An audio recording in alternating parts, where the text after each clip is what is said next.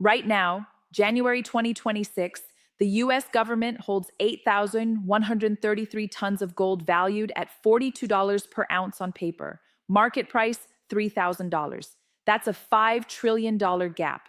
And if history repeats, they're about to revalue it overnight. If you're holding cash, you're on the wrong side of this wealth transfer. This happened before. April 5th, 1933. Roosevelt makes gold ownership illegal. Citizens surrender gold at $20 per ounce. 9 months later, the government revalues it to 35. 75% gain for the government, zero for citizens. August 15th, 1971. Nixon closes the gold window. Gold explodes from $35 to $800 by 1980. 2,200% gain.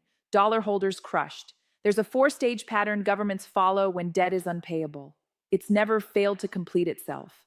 And stage 3 is already done. The pattern isn't complicated. It's actually mathematically precise. 4 stages every single time. And once you see it, you understand exactly what's coming. Stage 1, government debt reaches a critical threshold somewhere between 90 and 100% of GDP. The debt accumulates through wars, through crises, through spending programs that sound good on paper but can't be paid for. And at some point, the government realizes it cannot pay this debt back through taxes. It cannot grow its way out, and printing money to cover it causes hyperinflation, which destroys the currency. So they're stuck. Debt too high, no way out. That's stage 1. Stage 2, the dollar loses or threatens to lose its reserve currency status. Foreign governments start to doubt dollar stability. They want to convert their dollars into something real. In 1933, it was domestic bank runs, citizens demanding gold. In 1971, it was France, Germany, Switzerland demanding physical gold for their dollars. Today, it's China and Russia building gold reserves and pushing for alternatives. UN gold-backed trade settlements, anything but dollars. And when that doubt starts, capital flight begins. Money moves out of dollar-denominated assets because no one wants to hold a currency that's losing credibility. Stage 3, government gold reserves remain static while the debt explodes. The US has held 8,133 metric tons of gold since 1971, unchanged. It sits in Fort Knox in West Point in the New York Fed vaults. Officially, it's valued at cost around $42 per ounce on the government's books, but the real market value right now is $3,000 per ounce. That's 70 times higher. So the government is sitting on a massive hidden asset, trillions of dollars in value that doesn't show up on the balance sheet at market price. Stage 4, the revaluation event. The government marks to market its gold reserves. Here's the mechanism.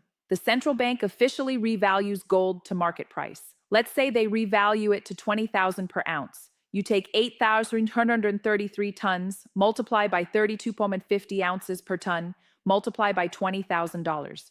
That's 5.23 trillion instant profit on the government balance sheet. And that can be used to retire existing debt or recapitalize the banking system.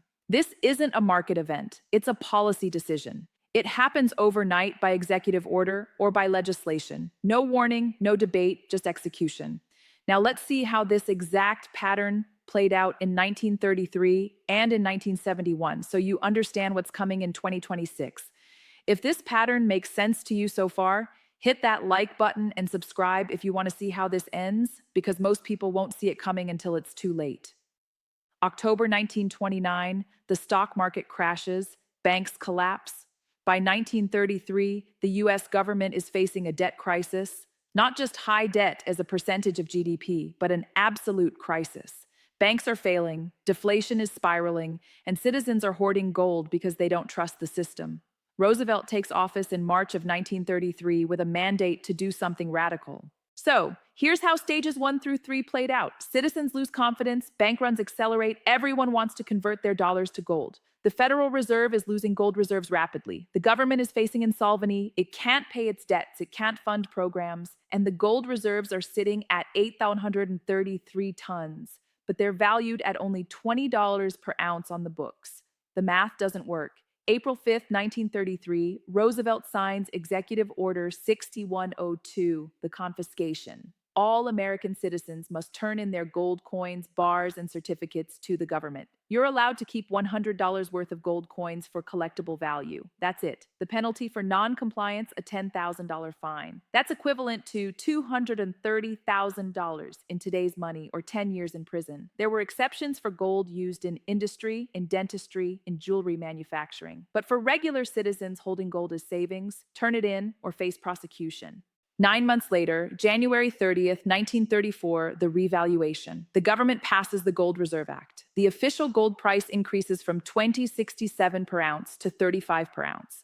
That's a 69.3% increase overnight. The government just made a profit on paper. All that gold they forced citizens to turn in is now valued higher on the government's books. And they use that higher valuation to recapitalize the Federal Reserve and to back an expanded money supply. Here's the wealth transfer. Citizens who gave up their gold got $20.67 per ounce.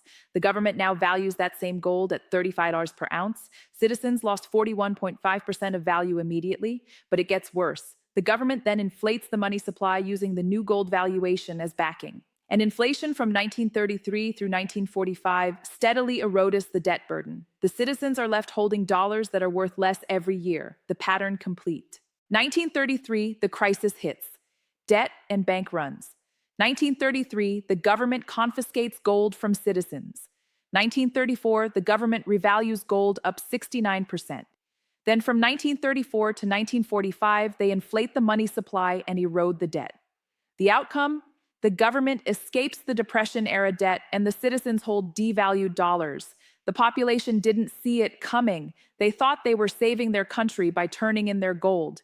Instead, they funded their own devaluation. Stage 4, executed perfectly. Same mechanism we're about to see again.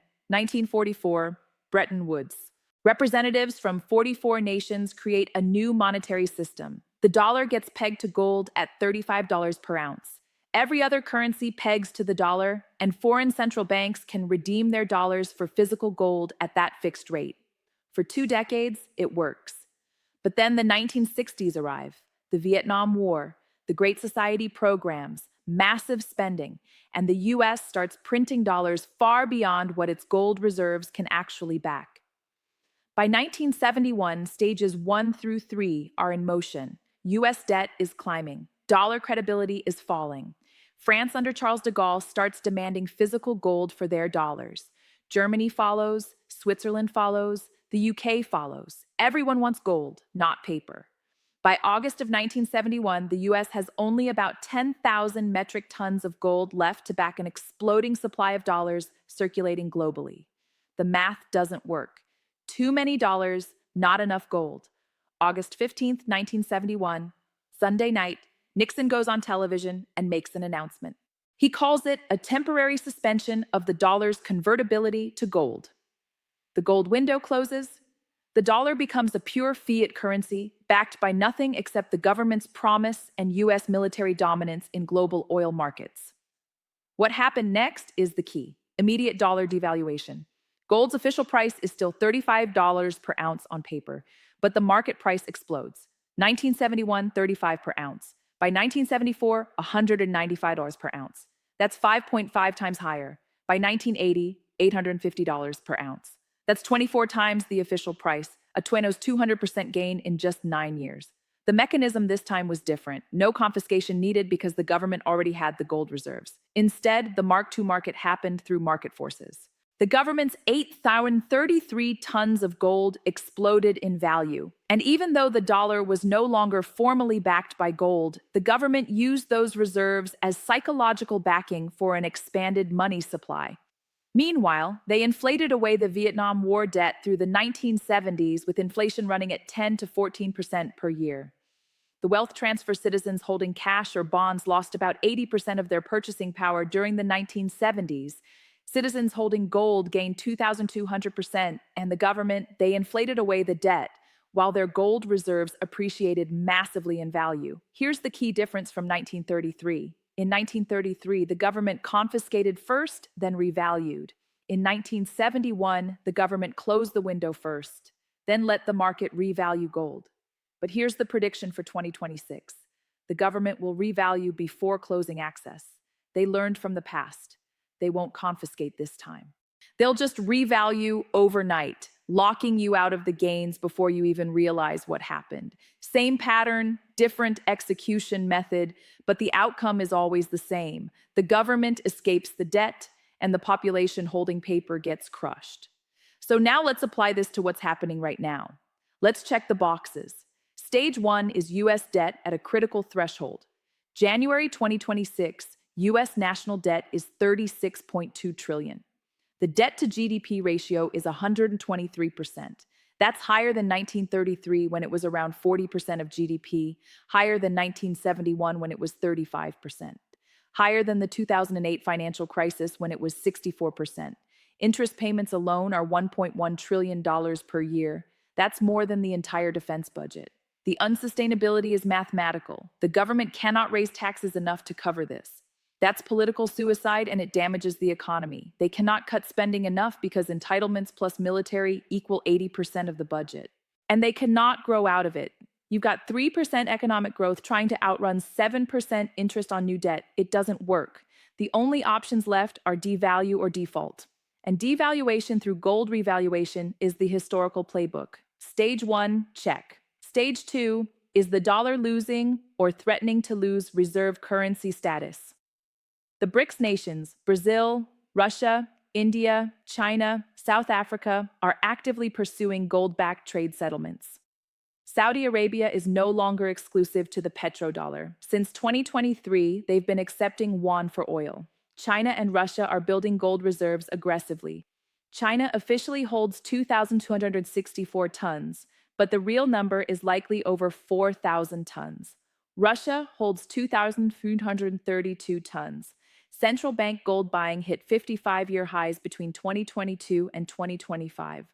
And according to IMF data, the dollar's share of global reserves is declining. In 2000, it was 71%. In 2026, it's 58% and falling. This is the same pattern signal we saw in 1971. Back then, France demanded gold for dollars. Now, China and Russia are dollarizing trade. When foreign governments don't trust your currency, the revaluation is coming. Stage 2, check. Stage 3, are government gold reserves static while debt explodes? U.S. official gold reserves are 8,033.46 metric tons. That number has not changed since 1971. The gold is stored at Fort Knox, 582 tons, West Point, 182 tons, Denver Mint, 164 tons, New York Fed, 418 tons. On the government's books, this gold is still valued at about $4,222 per ounce. That's the statutory price set in 1973. But the real market value at $3,000 per ounce is $785 billion. Here's the hidden asset. At the current price of $3,000 per ounce, those 133 tons are worth $785 billion. If the government revalues gold to $10,000 per ounce, that becomes $2.6 trillion. If they revalue it to $20,000 per ounce, that's $5.2 trillion. At $20,000 per ounce, that's enough to retire 14% of the national debt overnight. The government is sitting on an asset that could solve the debt crisis. All they need is the political will to revalue it. The precedent exists. 1933, 1971. The mechanism is simple. Executive order or legislation. Stage 3, check. Stage 4 is the revaluation being prepared. Look at the quiet preparation. In 2023, a Treasury report mentioned modernizing the gold certificate ratio. The Federal Reserve Act already allows the Treasury to set the gold price. There have been recent discussions in policy circles about alternative reserve assets, and a key phrase keeps appearing: gold as Tier 1 capital under Basel III banking rules. The infrastructure for revaluation is being built in plain sight. What are the likely trigger events? A major dollar crisis? A debt ceiling standoff? A failed Treasury auction? A geopolitical shock? War? A major trade breakdown? A banking crisis 2.0? Regional bank failures? A credit crunch? Or maybe the debt just crosses $40 trillion and that becomes the psychological breaking point. Here are the revaluation scenarios.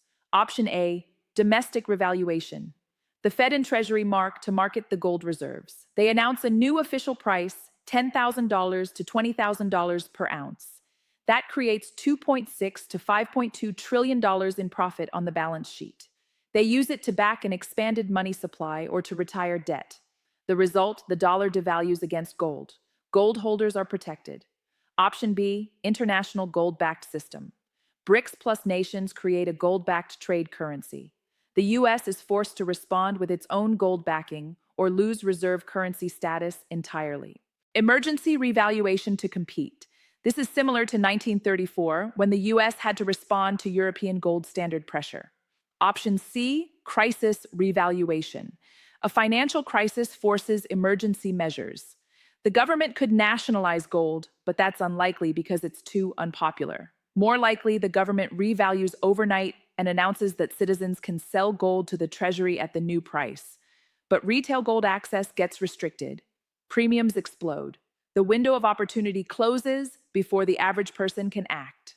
So what's the timing?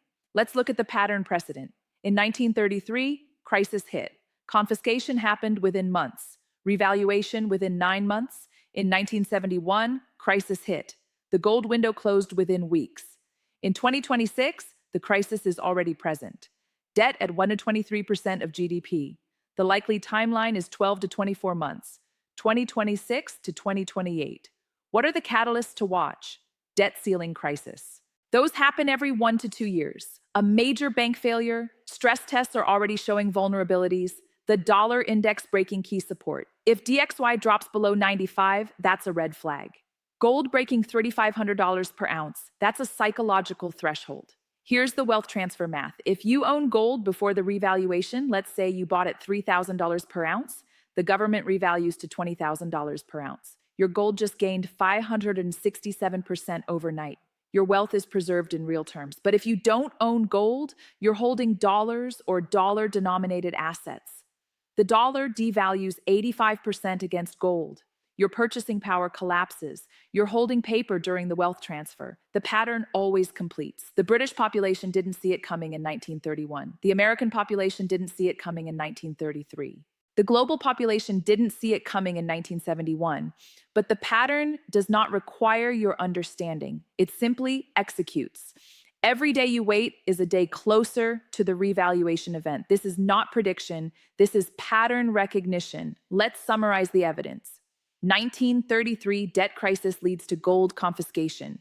Then revaluation up 69%, then the debt gets inflated away. Pattern complete. 1971 debt crisis leads to the gold window closing. Then market revaluation up 2,200%, then the debt gets inflated away. Pattern complete. 2026 debt crisis at 123% of GDP. Gold reserves static at 8,033 tons. Revaluation coming, pattern completing right now. The mechanism is mathematical. When government debt exceeds 90 to 100% of GDP, when the dollar loses or threatens to lose reserve currency status, when the government holds gold reserves at an outdated valuation, the revaluation becomes inevitable. It's not a matter of if, it's a matter of when. Here's what you need to understand. Point 1, the government has done this before. This is not conspiracy theory. This is documented history, executive orders, legislation, treasury records. FDR's Executive Order 6102 from 1933 is public record. Nixon's August 15th announcement in 1971 is recorded on video. You can watch it.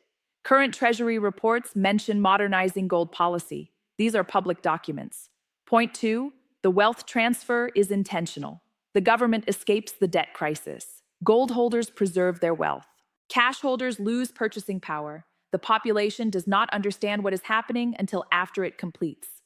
But the architects of the system have already positioned themselves. Point 3, time is running out. The debt is at record levels, 123% of GDP. Dollar credibility is declining. De-dollarization is accelerating. Gold is at $3,000 per ounce. That's up 5 times since 2001. That's a signal of confidence loss in the currency. The pattern suggests revaluation within 12 to 24 months. And by the time mainstream media reports it, the revaluation will already be announced. You'll be too late. So you have 2 options. Option 1, ignore the pattern. Hold dollars, hold bonds, hold cash equivalents. Hope this time is different. And when the revaluation occurs, experience the wealth destruction. Watch your purchasing power evaporate, just like in 1933, just like in 1971. Option 2, position accordingly. Allocate a portion of your portfolio to physical gold or silver. Understand that you're buying insurance against currency devaluation. Accept that gold doesn't go up, dollars go down against it. And hold through the volatility, knowing the pattern completes regardless of short-term price swings.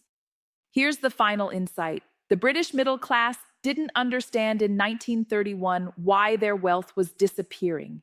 The American middle class didn't understand in 1933 why the government confiscated their gold. The global population didn't understand in 1971 why their dollars suddenly bought less. But the pattern does not require your understanding. It does not require your belief. It does not require your participation. It simply executes. The only question is, which side of the wealth transfer will you be on? So what happens next? In the next video, I'll show you the exact calculation, how to determine fair value for gold in a revaluation scenario. After that, the silver multiplier, why silver might outperform gold 3.1 in this pattern. And the series continues with the assets that survive currency devaluation versus the ones that don't. This channel exists to show you the pattern while it's still executing, rather than explaining it after the collapse is complete. If you want to see how this ends, and more importantly, how to position for it, subscribe now. If this analysis made sense to you, hit the like button and drop a comment. Are you positioning for the revaluation, or do you think this time is different? I read every comment, the pattern is completing.